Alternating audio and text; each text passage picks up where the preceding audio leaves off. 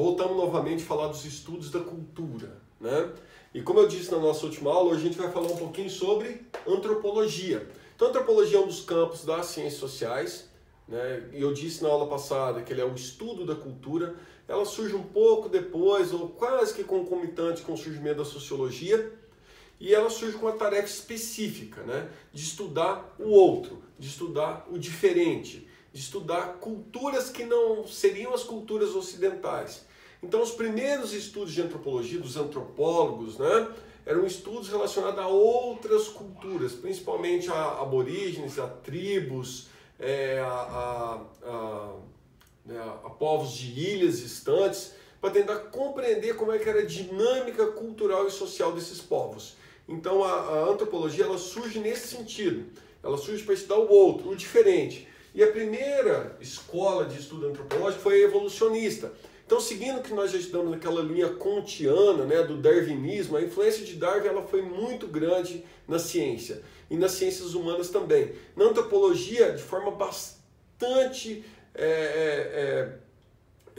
proeminente, a influência darwinista, ela nos primeiros estudos, ela possibilitou justificar várias teorias que depois foram teorias extremamente danosas para a vida social.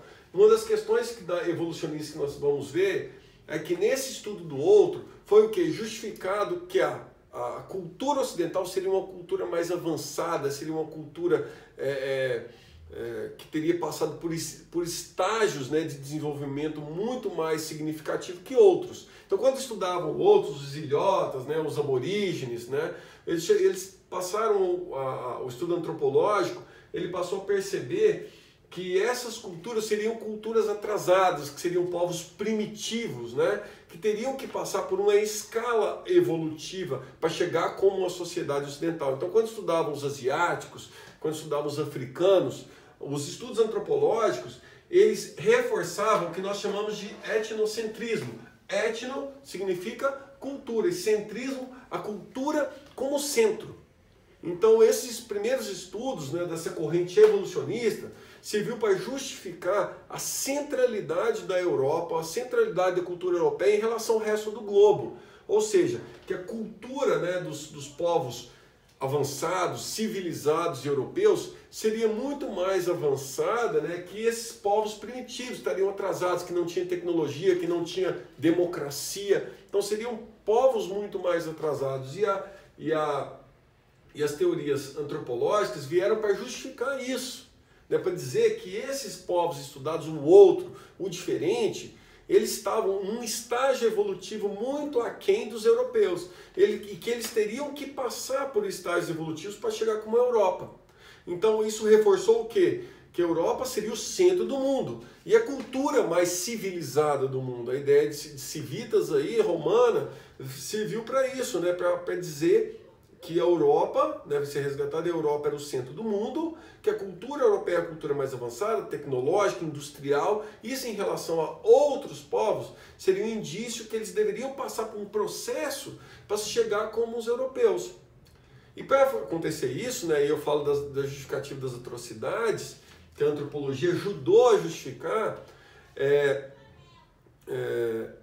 a Europa teria obrigação de ajudar esses outros povos a chegarem a esse estágio mais avançado. E isso justificou o quê? O imperialismo ou o neocolonialismo no século XIX. Então a Europa, enquanto centro do mundo, fatiou o restante, né? Principalmente a África e a Ásia, porque a América já é da primeira fase de colonização, né? Por isso o neocolonialismo do século XVI e século XVII, na América, e o neocolonialismo no século XIX, os países de África e Ásia. Então esse neocolonialismo tinha como justificativa que a Europa, como uma sociedade mais avançada, uma cultura mais avançada, deveria ter a obrigação de fazer com que essas outras culturas evoluíssem de forma proeminente sob a guarda, sob a tutela europeia. Por isso o imperialismo acabou, né, sendo justificado por essas teorias. Aí nós temos aí vários exemplos do apartheid, nós temos exemplos aí das teorias racistas, que eu vou ter uma aula específica a gente falar de teorias racistas, né? Como que essa teoria evolucionista ajudou a justificar o racismo no mundo e até os dias atuais, ok? Então, nessa perspectiva etnocentrista evolucionista, pensava a cultura, né, em uma escala evolutiva, e que a Europa ocupava o posto mais alto. Daí, já adentrando no século XX, começaram a surgir outras teorias na antropologia que contrapõem essa ideia evolucionista. A primeira questão que nós devemos destacar das outras correntes é a corrente culturalista, a corrente funcionalista, a corrente estruturalista e a corrente interpretativista. O que essas correntes de estudo antropológico têm em comum? Tem uma postura contrária ao etnocentrismo. O que elas conseguiam trazer de algo em comum que a gente pode canalizar aqui, que não interessa para nós saber o que cada uma dessas correntes elas tratam. Nós temos que perceber que elas trazem em comum a questão do relativismo cultural. O que seria o relativismo cultural? É tentar entender a cultura como outro, como o diferente. Certo? Não quer dizer que esses povos indígenas, esses povos africanos, eles são mais atrasados. Quer dizer o quê? Que eles têm uma cultura diferente da europeia ou diferente da nossa, certo? A cultura ocidental é outra cultura. E a ideia de relativismo é que você tem que tentar entender a cultura do outro dentro dessa perspectiva histórica e geográfica, histórica e contextual. Que as culturas elas passam por processos diferentes, que elas ocupam espaços diferentes, que elas estão alocadas em tempos diferentes.